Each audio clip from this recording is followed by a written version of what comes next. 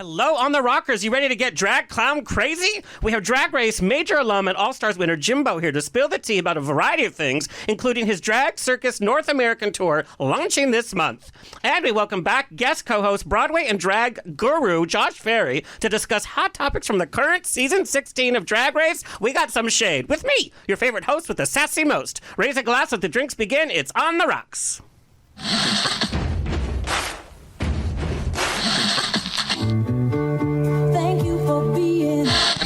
Life is a banquet, and most poor suckers are starving to death. I'd like to propose a toast. This is On the Rocks with Alexander, where I drink with your favorite celebrities as we talk about fashion, entertainment, pop culture, reality TV, and, well, that's about it. So pop a cork, lean back, and raise a glass to On the Rocks. Fasten your seatbelt. It's going to be a bumpy night.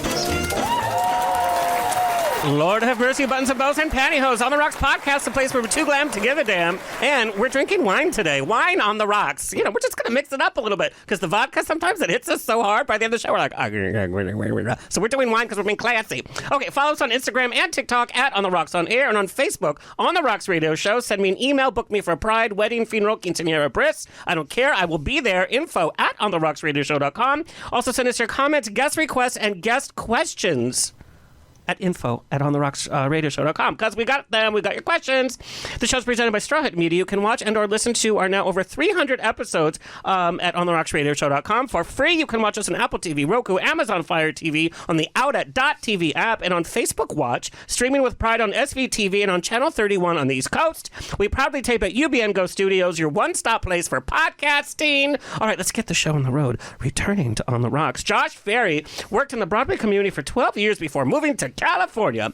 He began his career as a press agent for musicals like Spring Awakening and Xanadu, as well as the Public Theater. He then joined the team at Broadway.com before launching editorial content for Broadway Box, where he served as an editor for 6+ years, creating a variety of viral and popular YouTube series.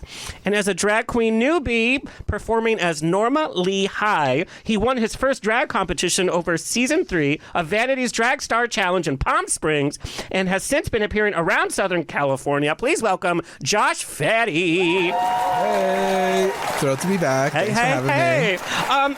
Okay, as a drag star newbie, and we could say star because you've won a challenge, you won a challenge competition. You are now doing the damn thing, and you've gone from like, oh, I have the one show a week. Now you're performing all of the time. Did you ever in your life imagine that drag would play such a big part in your life? No, it's wild. I feel like I've flirted with drag for a long time and never want to make the commitment to it.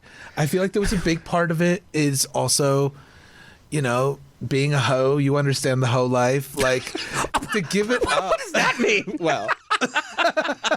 Ho, ho, ho. But there's something about drag where you're like, I had to give up my beard. I had to give up the things that like make you like very sexy to our community right now. Interesting. And I had trouble like giving up one for the other. And now I'm actually thrilled that I did. I'm living the dream. I'm practically just making drag my full-time job now. I'm like very close to being able to live like just off that out there in Palm Springs and in Southern California. It's been amazing. I mean, but even as your friend, I have seen the changes. Like, where we would have gone day drinking, we actually went downtown to go shopping for drag outfits. Yes. And then your whole like closet has changed. Now it's like wig, dress, outfit. And the money that's spent, by the way, on drag. I mean, people still don't understand. Even if you're just like a community drag queen and just starting out, it takes a lot of money. It's so expensive. Luckily, there is a big community within it, and a lot of my closet, I have to say, I've gotten from the community. That's like great. Queens in town, like Rosemary Galore, she's given me stuff. Heclina, when Heclina died, I went to her estate sale, and I ended up with half my closet right now. Another one of my neighbors once saw me at like 1:30 in the morning with like my wig in my hand, my shoes, but like fully done. And he was like, "You do drag?" And I'm like, "Oh, yeah, that's me." And he was like, "I used to do drag." And he had this fabulous closet, and it was all just sitting there. He's in his 70s. He's like, "I don't perform anymore. That's amazing. I'd rather it be on somebody and like see a spotlight than just sit in my closet." I think it's like a lot of community helped alleviate the cost of it. And I'm making an assumption, but I think it's very different in Palm Springs, and that is the culture, is to help out because it's such a small community, which can work for you and not, because if you burn your bridge with one drag queen, you burned all your bridges. Oh, yeah, I mean, luckily I'm very like chill and friendly, but it is easy, especially in a town that's so small. Like if you get a bad reputation, then suddenly you don't have a career there anymore. You have to move. I mean, I'm privy to some of the politics in Palm Springs drag. Girl, there's a show there. Definitely a show there. And speaking, after we talk with Jimbo, we're going to talk about some heavy hot topics from the current season of Drag Race because there's a lot going on. We're, 3-4 episodes in? It's 5, yeah. Oh, 5 episodes in. And there's a lot to talk about. So stay tuned after we talk to Jimbo because we're gonna spill all the tea because we can. We're going to get sassy. I mean, we're going to drop it. Let's talk about it. Yeah, we're going to talk about that.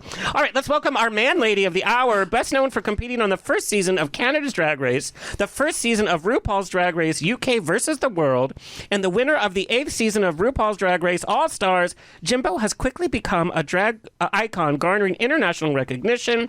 He is a known designer for show-stopping looks and creating a spectacle that leaves audiences screaming for more. He heads House of Jimbo, which is a clothing brand, merchandise retailer, and special events producer. His North American tour starts February 29th in Michigan and travels to, get this, 57 cities. Good for her. It's a 2-hour show, by the way, y'all. So last year he also signed with William Morris Endeavor, so he is here to slay and stay. Let's take a look at Jimbo Drag Circus.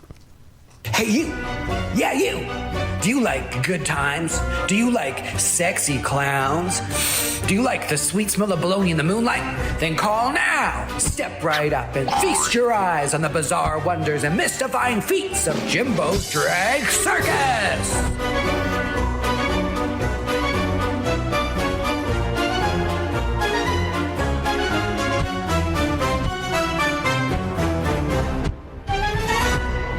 So please welcome to the show, Jimbo. Uh-oh. Uh-oh. Hello. Hi. How are you? Good. Okay, we're going to dive right in it. Obviously, you're known for your special wit and comedy, but I want to know, when did that sense of humor kind of start as a kid? Because you did drag play as a kid. What does that mean? Well, I've always kind of been a little bit girly, a little bit feminine, and growing up, my brother and I, we used to steal my grandma's clothes and my mom's clothes, anything that kind of had that kind of sparkle or fun, and then we would hide in my basement away from my dad and live our little fantasies, our little gay boy fantasies, playing around and swishing here and there, and wearing towels for hair because we didn't have wigs at that time. So yeah, I loved playing in girls' clothing growing up. And then, of course, when that was a horrible thing to my dad at that time, he was just like, no, not my boys. And so we were really discouraged from that. And then it became quite embarrassing when I was in high school and stuff. If my mom ever were to bring that up, I would just be mortified. Like, don't tell people I did that. Wow. But then later in high school, I did a little drag as a sexy schoolgirl, and I of course loved doing that. My Britney Spears fantasy, and then I got into drag later when I was doing clown. I started doing performance and performing as a performance artist, and I started to weave a little bit of drag into my persona, and then I really loved it, and I was like, oh, okay, I'm going to become a drag queen. So the comedy part, was comedy part of your household growing up, or where did you get this wit from? Well, my parents are both kind of naturally funny storytellers. We love entertaining people, and my parents used to love having parties and inviting people over and going on kind of wild holidays and stuff. So they were both kind of entertainers, and my mom had a big family, lots of sisters and brothers, and I think that lends to kind of a quick wit. And I didn't really realize until I was in high school, going on the bus to school, no one really wanted to sit with me, and I was kind of awkward.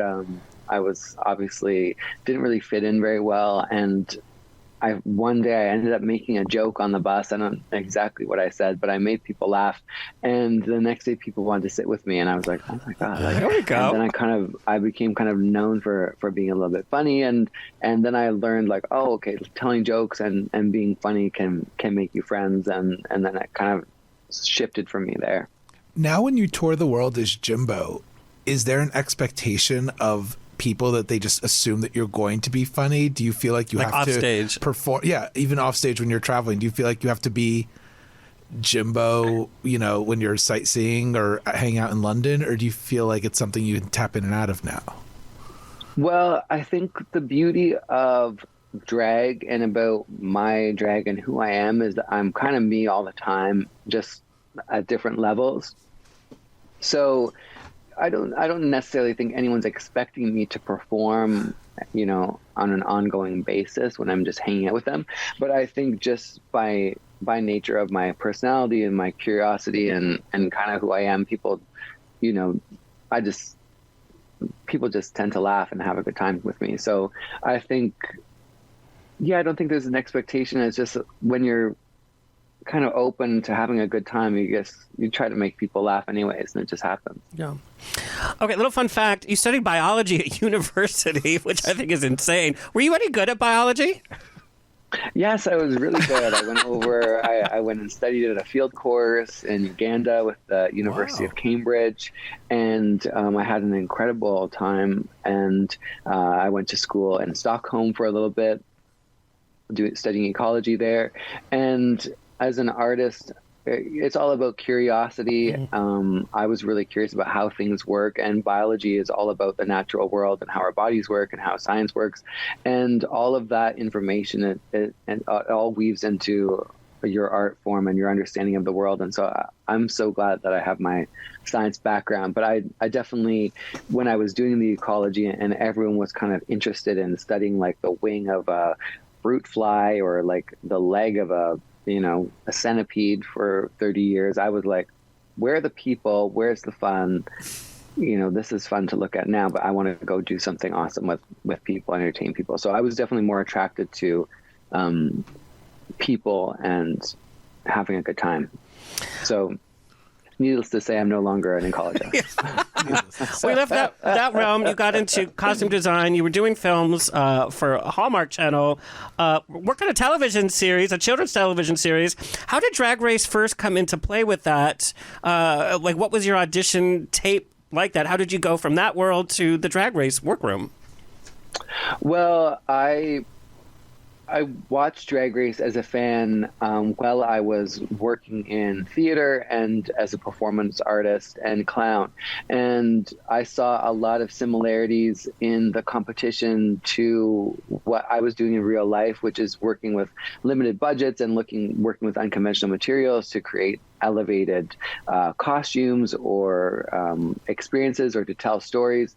And so watching that show with my friends and watching it as myself, I saw certain parallels to what I was actually doing as a performance artist and as a drag performer. So people kept saying, or my friends kept saying, oh my God, you have to get on the show. You would win the show. If you could get on the show, you'd do so good. And at that time, it wasn't in Canada. It was only an American show, and there wasn't really any talk or notion that it would be an international franchise. So I really didn't think I would ever be able to go on. And so I always dreamed that I would obviously have the opportunity. But at that time, it really seemed like you had to live in America, and I didn't know how I was going to achieve that at that time. So Brooklyn Heights was kind of the first Canadian on the show, and she was amazing, runner-up to Evie Oddly, and opened the door for us Canadians and international queens to compete. So it was really cool. And following her season on there is when Canada's Drag Race started a year after that. And as soon as I found out they were going to be doing a race in Canada, I was like, I have to be on this show. And my friend Shiraz, who is a video producer and a friend that we had collaborated doing comedy shows here at my place, he had always said, if you ever want to do an audition tape, or if there's any way to get you on this show, you would absolutely kill it. And I'd be happy to do that. So when I saw the auditions were open, I contacted my friend Shiraz, and we worked with my partner, and we really put our all into getting this package together and putting in my first audition. Wow. Jimbo, who's the girl from Canada you talk to the most still? I think the girl I talk to the most from Canada is probably my sister, Scarlett Bobo. I see her when I'm in LA, and We see her now. She's a SoCal queen. Yeah, she is. yeah, exactly. So it's awesome. She's living her best life in WeHo, having an awesome time, and I always love going out and seeing her whenever I'm there. I am so grateful. We have an awesome sisterhood. Canada's Drag Race season 1. It had its drama, but all of it got resolved, I think, in the years following. And so we have a really awesome sisterhood that we keep track of each other online, and we see each other whenever we're in different cities. But it's awesome to see Bobo. I just saw Tainomi over in the UK. We did DragCon UK together, and so I love all my sisters. Now, we know you've done so many iterations of Drag Race at this point, literally all around the globe. Which iteration has taught you most about yourself? I guess they all taught me something different about myself, just who I was at that time as a performance artist and as a performer. I think definitely going into Drag Race All-Stars 8, I was the most kind of prepared. I was the most comfortable, and I was also presenting and operating at a level that I wanted to present and operate at. That was coming into Canada's Drag Race. I was still kind of a baby queen in so many ways, and I had a lot of growing to do as a makeup artist and as a performer. So I was just so grateful to have the opportunity to go back and to perform at the level I did.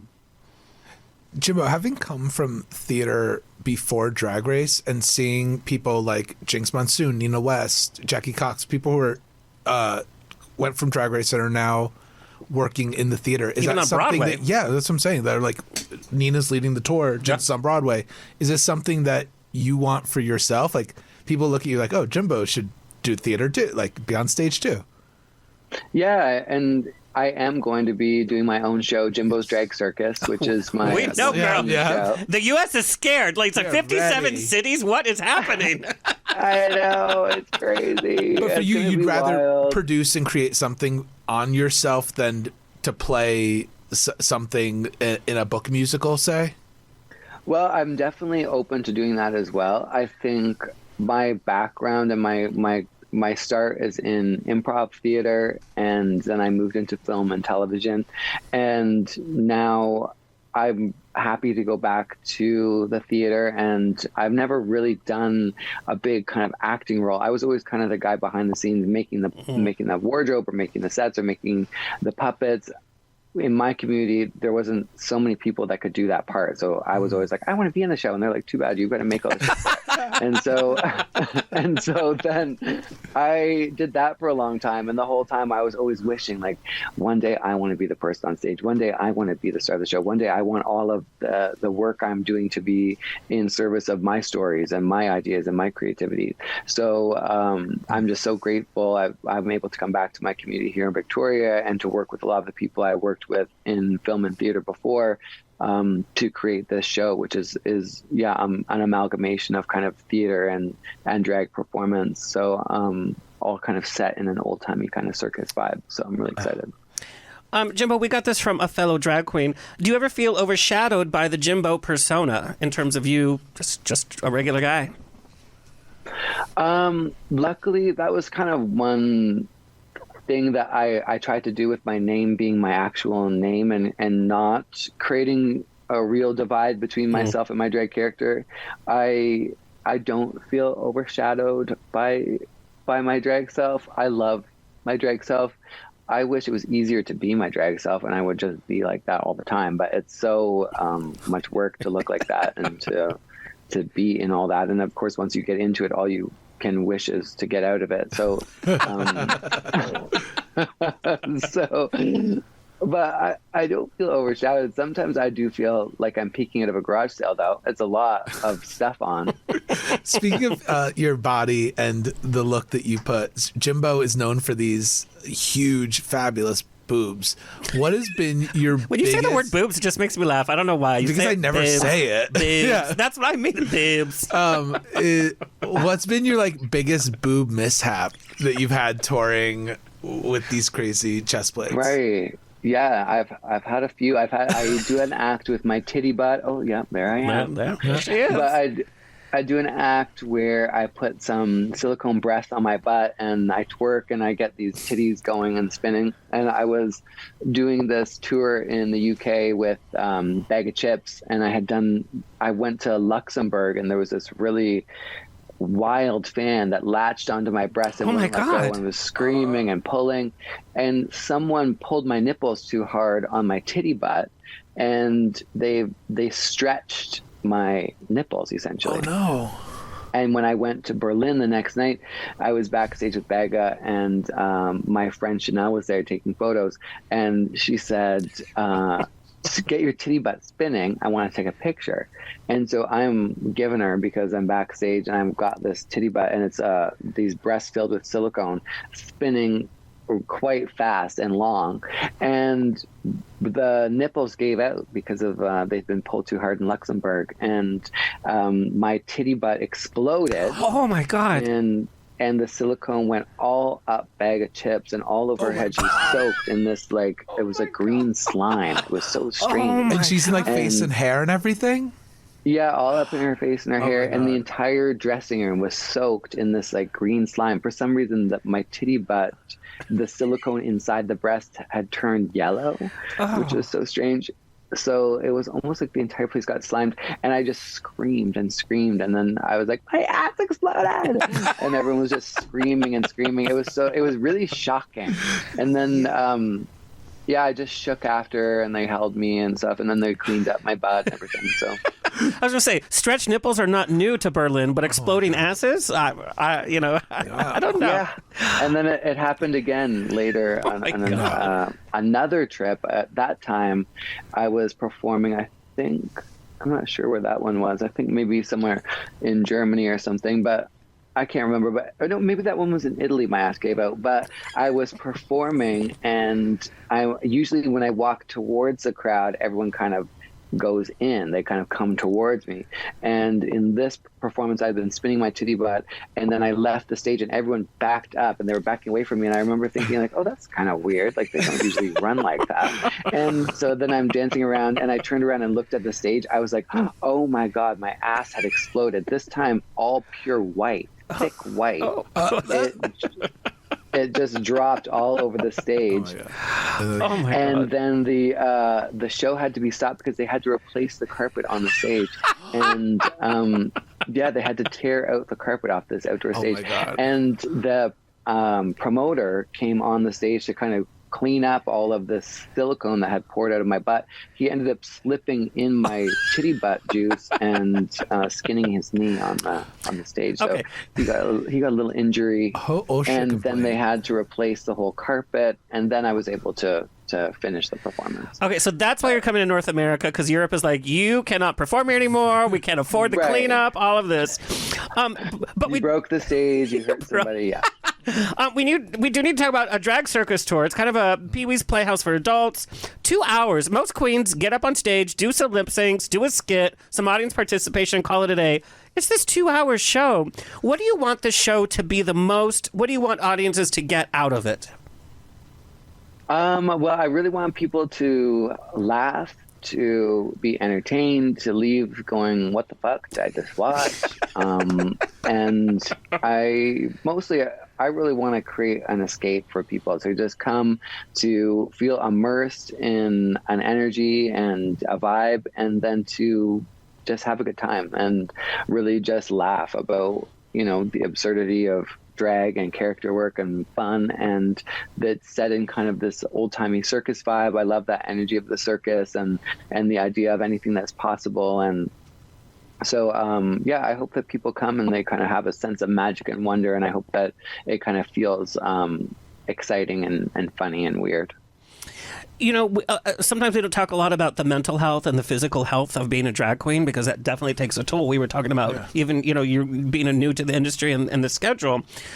We have to talk about this tour schedule, 57 cities, and it's like one day, next day, next day, next day. I mean, look at that. Your graphics artist was like, F you. I know, I'm terrified. How do you what's your plan to maintain your physical health, your mental health? Is there a physical therapist for all those breastplates? What's happening? Oh God, I am a little. I was thinking in the shower this morning about that, going, "Oh my fucking God, I have not done that yet, and I'm tired." So I'm like, but I've been working my ass off developing the show and rehearsing and filming and writing music every single day. So, but what do I do on the road? I gave up drinking and doing any kind of crazy ass drugs. I just smoke a bit of weed now. Mm-hmm. So that's been really helpful to do that. And I know that we're on the rocks, but we're doing it for you. Water on the rock. Yeah, you're doing it for me because I'm drinking water, soda water, and I'm trying to take care of myself. Yeah. And it's easy when you're out every night and you're doing drag and you're in clubs. It's easy. I love partying. I love improv. Yes. And I was the same with partying. So it was like, do you want some of this? And I was, yes. And let's do some more. Mm-hmm. So becoming a professional drag queen, becoming a professional artist out in the world, I really wanted to make sure that I was taking care of myself in that way. So that has helped hugely with just not battling being hungover on the road, not having to pack up all my tits and ass with a freaking hangover is a game changer. And I've also started to go to the gym with my partner. So I'm trying to stretch and train and be strong because part of the reason why dancing is supposed to be a physical exercise is you're supposed to sweat and you're supposed to engage your muscles, and I don't like doing that. So join the club, girl. Especially I know I'm like a soft dancer. I'm like they're always like, Jimbo, like hit your moves. I'm kind of soft, and that's why I'm not very good at sports. It's like I like to kind of take my own time, and I don't want anyone to kind of fuck around in my face and stuff. So I've never really been good at sports, and dancing is kind of taking its time becoming a strength of mine. So, but it's definitely it's better than it's ever been. I've been working with choreographer. I've got 2 backup dancers for the show. So I'm so excited to buck the house down and be a dancing diva doll of Dallas. Yes. And Jimbo, before we let you go, we have to know, are you watching the new season 16? I have, like, here and there. I say, when do you have time? The first episode, I was on the pit stop, so I watched the first episode with Trixie. Mm-hmm. Then I here and there picked up the second episode. I missed the next 2, and I watched the last one last night, or wherever 2 nights ago, whenever that was on. But I've been trying to watch it. I got to catch up. Have you been getting all of these tags of people saying that the audience is being reminded of you through playing Jane? Do you see the together when you're watching it? Oh, for sure. Okay, here's what I have to say. Oh, yeah, go ahead. Go ahead. No, go ahead. Let's hear. Okay, well, what I've heard, because you asked me about it, what I've seen is people are saying, and I'm going to say it so nobody else has to say it because I'm not in the drag workroom. They're saying that Plain Jane is Jimbo off of Wish. Like, Plain Jane is the Wish version of Jimbo. Like, the thing with the booze I've seen. And then, but it's going viral. People are saying Plain Jane's the Wish. I have my own thoughts about acting challenge that was really similar to the one you and Jessica Wilde did. That was like, oh, this is very like Jimbo in Brooklyn Heights cosplay. Yeah, and then I heard there was also like some reference in the talent show of being like, "Mama, you hungry?" kind of thing of my. So we're on television on a show for drag queens, and the whole point is have a good time and let other people join in on the fun. So I am not surprised at all.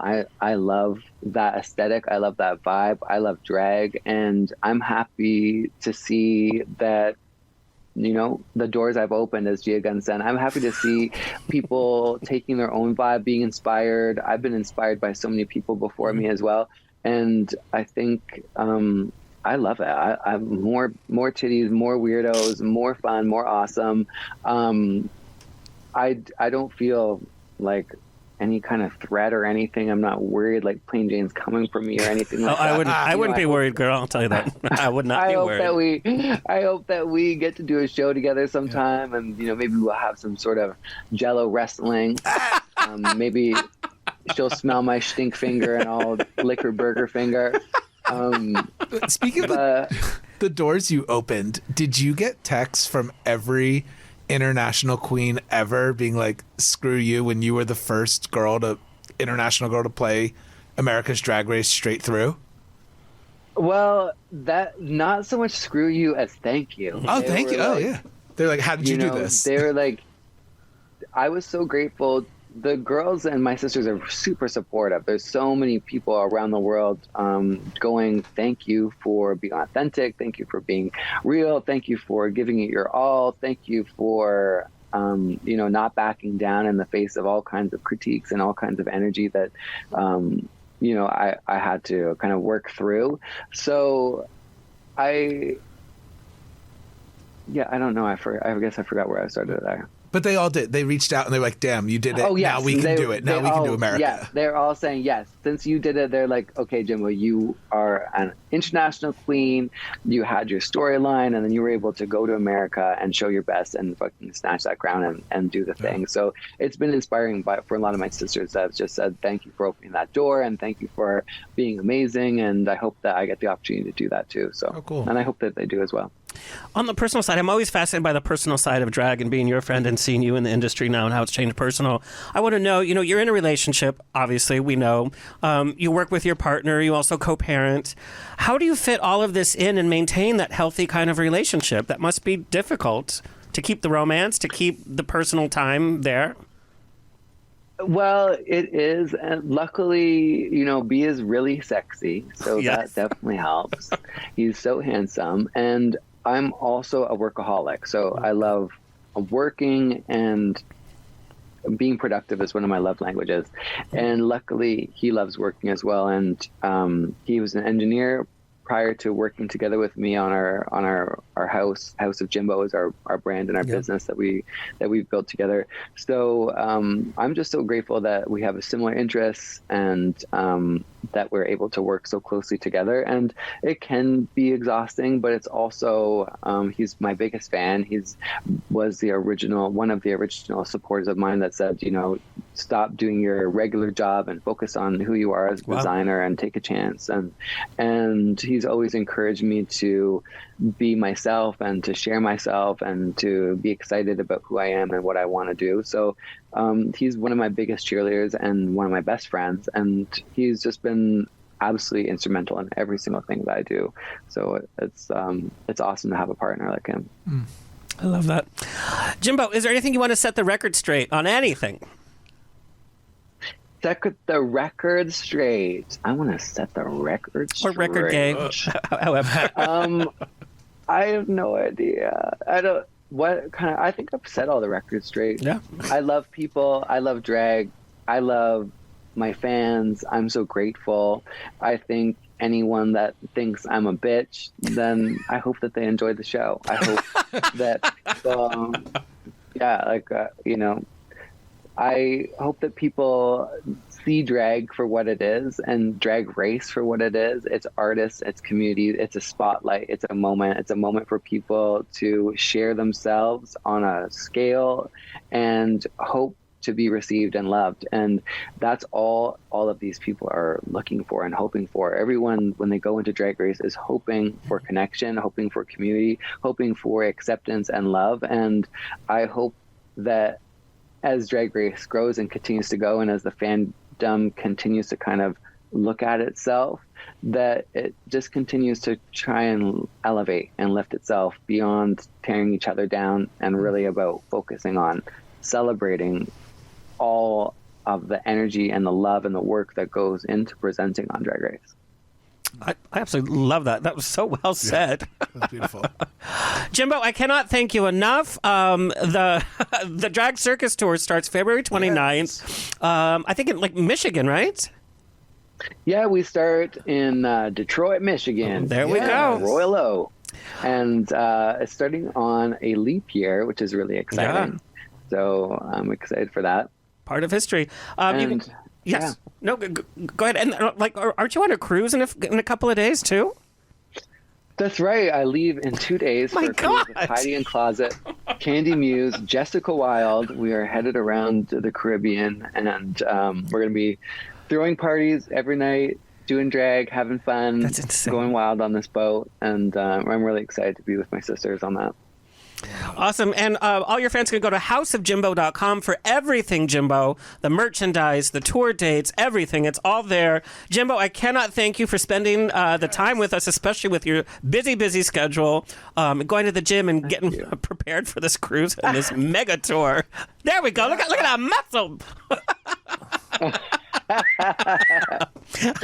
Thanks for having me on the rock. Yes. So nice Thank to you, Jimbo. And we'll see you when you get to our side. Yes. Awesome. We'll see you there. Thank you. Thank you.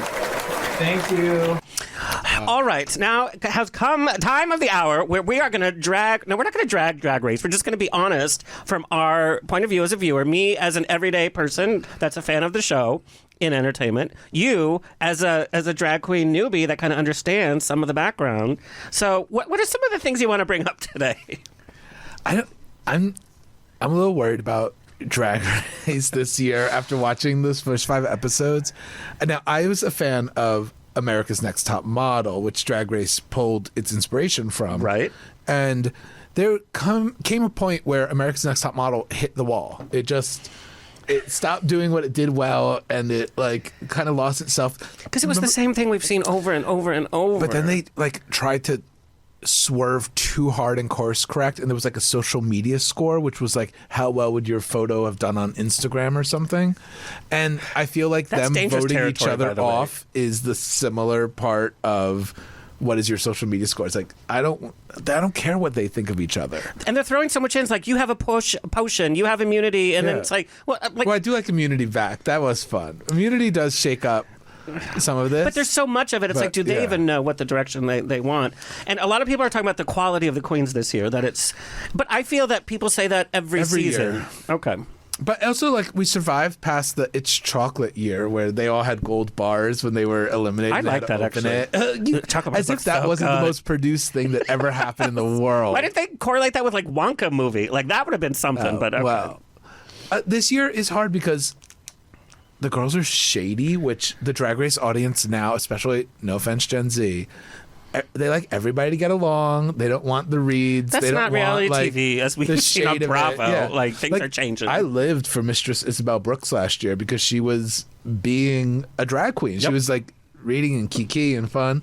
And now this year they have Plain Jane and Morphine to do it, and some other. But like, Okay, well, we're going to get to that because we need to talk about Plain Jane and this whole kind of shade thing. But we're going to talk about UK. Oh, UK versus the world, which Jimbo. I feel like UK versus the world is what brought Jimbo to like that next Yes. step, his reign in that, and then going home early. Now they finally have part 2. The cast looks amazing. I'm so excited for Tia Coffee, rooting for her.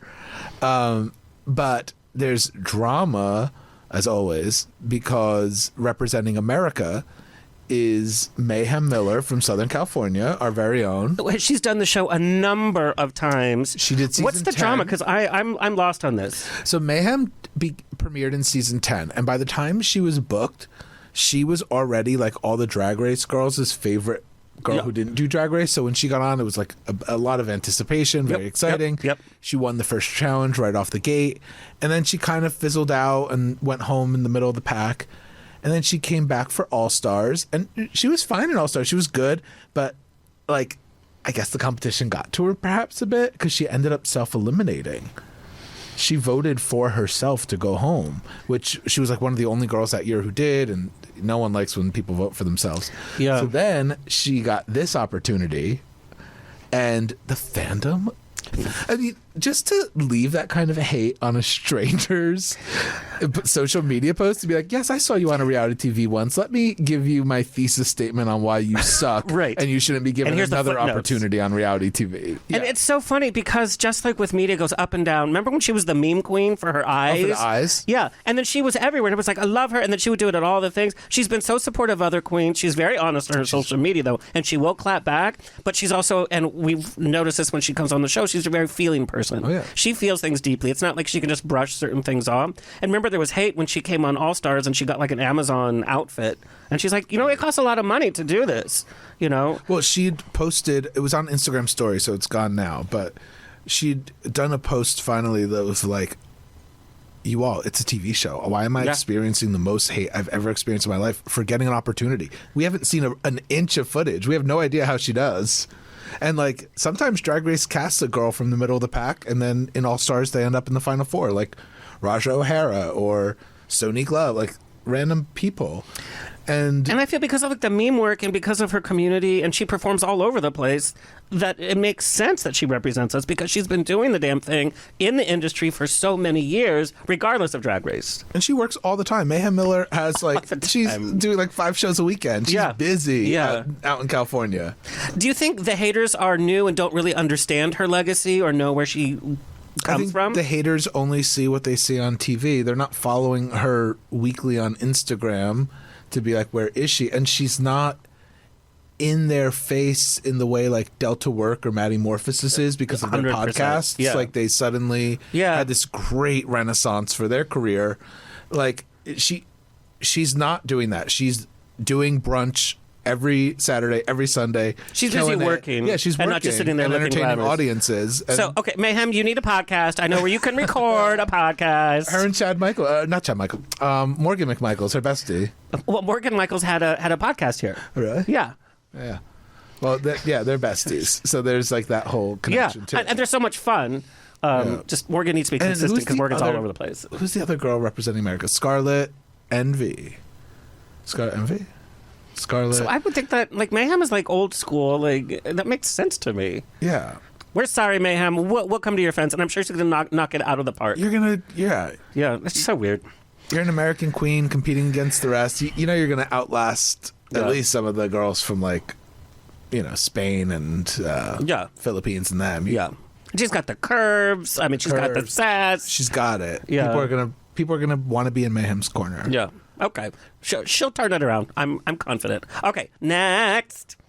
Have you been keeping up with a mandatory meeting? Spoiler: if you haven't watched Drag Race, a mandatory meeting. This was her last week with us, but she's everywhere. The week before because a photo recently resurfaced of a mandatory meeting during their college days, and it was like pure like trade. It looked like a Colgate commercial, and then Amanda was kind of like, because obviously it got a lot of attention and people were like, talk about it, and I think it forced her out as trans to be like, that part isn't me anymore, and like this is who I am now. And that's really amazing and brave. And she's the first girl from this season to come out as trans. And 100%. And so what she said, because I read a few articles, and she goes on. She says she's on her trans journey. And before, I guess she had a really toxic breakup before she went into Drag Race. So she was going into Drag Race with all this drama. And part of the drama was because her ex wasn't along for the journey on her trans journey. She's not fully on the trans journey. She says, she's kind of like in that non-binary kind of area, but it's going towards that. So she's very honest about her journey. Who knows where it would end up? But she says it was really inspired. Yeah, that's the picture that everybody, and it must be tough because everybody was fawning over this picture. There's the articles that say, who's the trade of the season? I've written an article like that, and we pick all the hot boys, right? Yeah. So it must be hard dealing with all of that while you're on your trans journey. So I'm glad that she has the confidence because she went in kind of not confident because of her dealing with her ex, and then she walks into this workroom. And Plain Jane zeroes in on her. My gosh. It's like she could smell the fear or something. So there's Plain Jane. We know, very attractive. Gosh. So I want to morph this in because Amanda said that her coming out was kind of also inspired by the bullying that went on to the workroom. Now we know that there's shade in the workroom, but to use the word bullying is very triggering, and it's a pretty strong statement. So I want to ask you: do you think Plain Jane, what she's been doing in the workroom, would you classify it as shade or as bullying?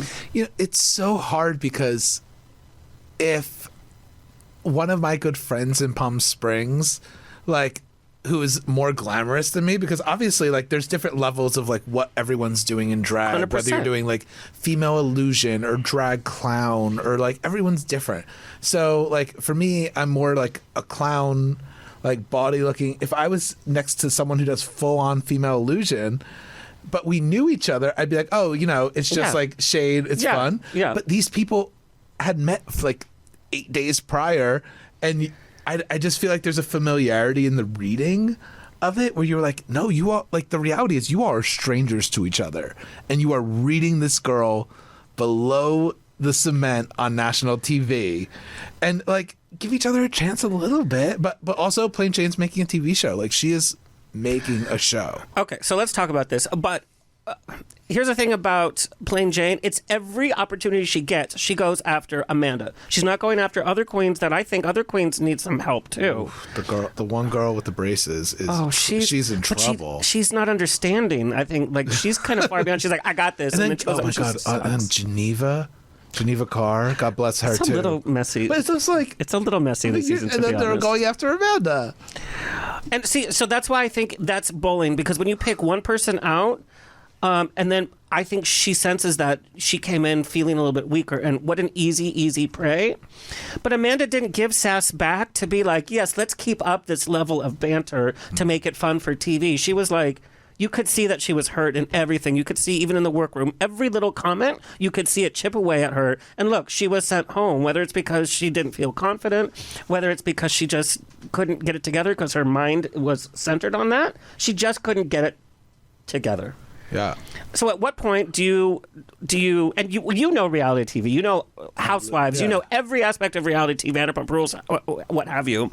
At what point do you know what you're doing to play for the cameras, for the one-liners, the memes, the fan interaction? Because even a villain gets attention. But at what point does that become too much? Because I have to tell you, I thought Plain Jane was so handsome, very talented. I don't care how well he does on the show now. I can't stand him. I'm still rooting for him. I mean, keep in mind there are other people who've been villains and won. But just a mean girl. I think it makes a difference when everyone is in on it and everyone's on the same page. When you're a housewife, you know, like, especially, and it changes city to city. Like Potomac and Atlanta, they will out your biggest secret that you've kept your whole life. Beverly Hills, at least they play accordingly. They're like, all right, Kyle, you don't want to be a lesbian? You're not a lesbian to us right now. Wink, wink. All that, yeah. So let's go to a clam bake. But Drag Race, I feel like Amanda wasn't part of it. Plain Jane had just zeroed in on her and started, like, when Tamisha Iman and Candy Muse had their epic fights, and it became of a very big part of their season was them going at each other. I never felt like Candy Muse was picking on Tamisha Iman. Tamisha Iman was picking on. They were equals who were 100%. Just going at it. Last year, I didn't think Isabel Brooks was bullying anybody. Yep. Like even the twins when she was going after them, like it was fun shade. It was fine. I just don't think Amanda was part of it in a way that Jinx Monsoon wasn't part of it when Roxy Andrews and them were going after her. So I think you just said it best. When I look at what Plain Jane does, I'm not laughing at her shade comments. They're not funny. They're just not funny. And if a joke doesn't land once, twice, 3 times, it's not a joke. And there's no craft there. And it literally, every time I see Plain Jane up on the screen, I'm just like, but she's so beautiful. Her drag gorgeous, is very talented, good. But it takes away from it. I just don't like the person. Yeah. You know? So it's like, well, at what point do you become a villain too much? And then, you know, do you think Plain Jane's going to be a popular going around to the clubs after the show finishes and people are going to want to see her on stage?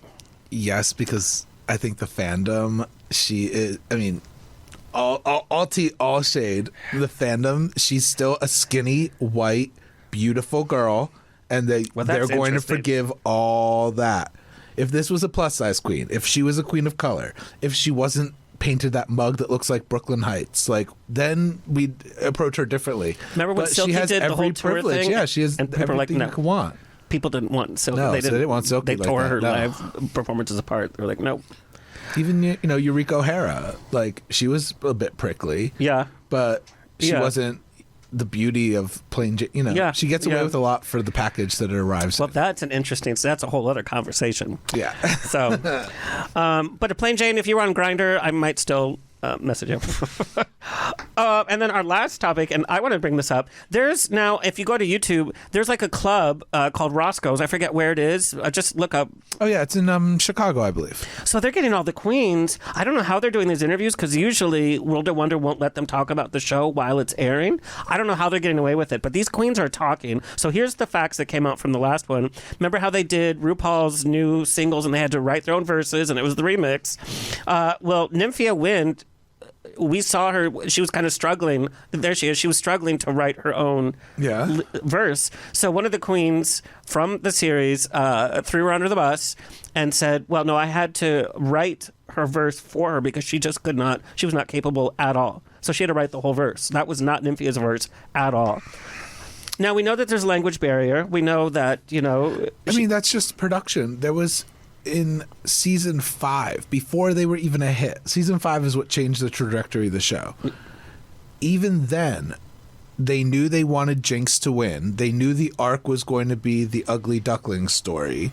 So in the last few episodes, they had asked Detox and other people in the room to fix Jinx's makeup before she walked the runway. How is that fair? No, that's what they were saying. It wasn't. But I mean, it's a show we're producing. It's like, the Housewives have every conversation you see on the Housewives is happening and it is improv, but it might not be. It might be the third take of that improv conversation. Well, here's the thing. I'm in a few episodes. You can see me in the background of Shaws of Sunset and Beverly Hills Housewives, and we have been in the room many times where they said, "Okay, let's stop." And can you say that again? And we need the crowd to be quiet because we can't hear. And it's like you said, they're just rehashing what they've already done. Yeah.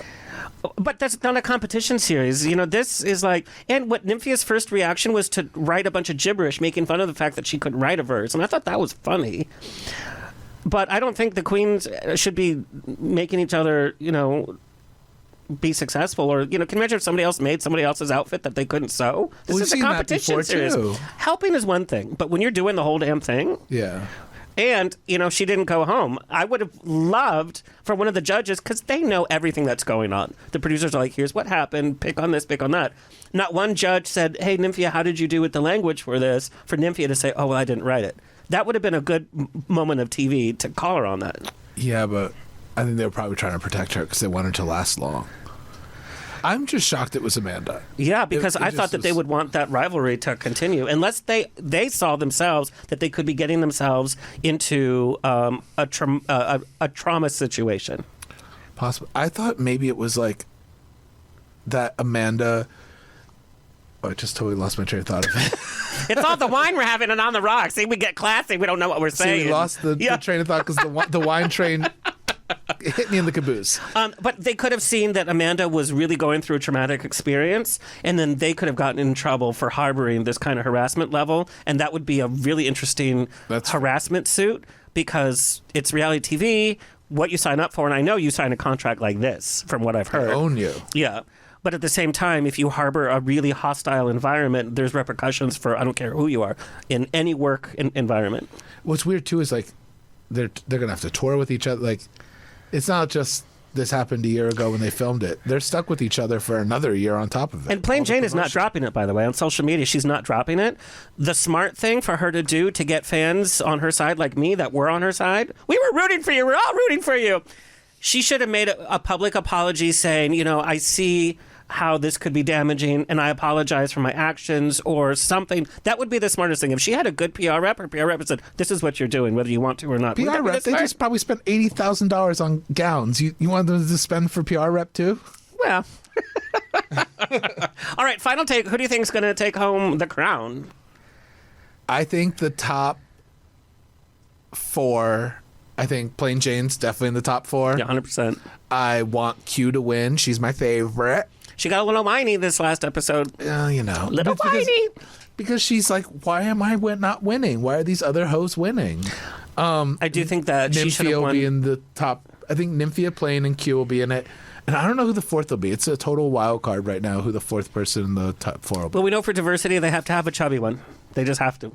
I know who it'll be. It'll be Saphira.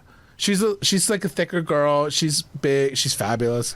Do you know? She won the first week. She wears like the big hats during her confessional. Oh, she's from got Philly. It. Oh, 100%. Yeah. She's gonna last. Yeah. So that'll be the top 4. I feel like she's playing it kind of safe in the middle area. I think she's probably playing the long game. Where she was like, they're not gonna cut me yet. So I'll just be quiet until they need me, and then I'll be boisterous. 100%. Yeah. All right. Well, that was our hot take on what is happening this season. Josh, tell everybody where you want them to find and follow you. You can find me at Josh Ferri to follow me on Insta. Insta's like the only platform I really use anymore. And also, if you want to follow my drag, it's Norma Lee High, and you can follow that too. All right, and you can follow my personal Instagram at Alexander is on air. And that's all, folks. It's always a grab bag of fun here every weekend on The Rocks. Big thank you to our engineer and station owner, Tony Sweet, our social media clip editor, Alexis Mendez. Coming up next time, we are chatting with Mink Stoll and Peaches Christ, if you can believe that. That's all coming up. Please like, share, subscribe so we can continue bringing this fabulous programming coming your way. Oh, we also started putting little tidbits on YouTube Shorts, and it's doing very well. So look us up on YouTube Shorts. And until next time, stay happy, stay healthy, stay sexy, and if you drink, stay tipsy, even with wine. Cheers. This has been another episode of On the Rocks. Tweet me and slide into my DMs on Twitter and Instagram at On the Rocks On Air. Find everything On the Rocks for free at OnTheRocksRadioshow.com. Subscribe, like, review, and share. Until next week, stay fabulous.